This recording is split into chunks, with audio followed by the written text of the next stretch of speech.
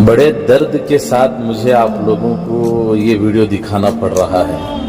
अगर कोई गैर करता तो शायद कि हमारे मुसलमान के सारे मोहल्ले के मुसलमान लोग खड़े हो जाते कि कोई गैर आकर ऐसा हमारी जगहों पर, मुसलमानों की प्रॉपर्टी पर, मस्जिद की जगहों पर ये ऐसी बेहुरमती कर रहे हैं, तो लोग बड़े गुस्से में आकर खड़े हो जाते, पता नहीं क्या क्या कर देते।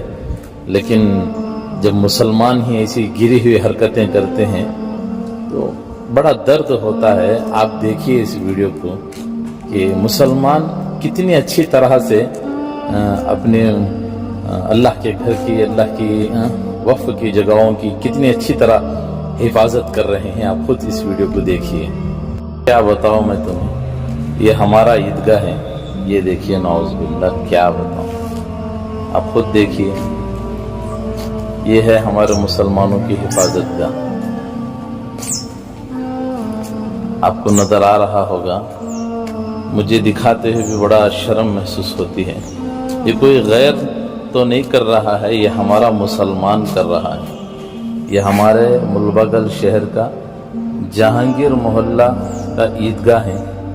बेचारे हमारे दोनों मोहल्ले के काउंसलर जब क्या है इसकी सफाई भी करवाते रहते हैं। इसके बावजूद भी जो है हमारे मुसलमान बच्चे जो यहाँ ईदगाह में खेलते हैं, वो देखिए इसकी कितनी अच्छी तरह हिफाजत कर रहे हैं।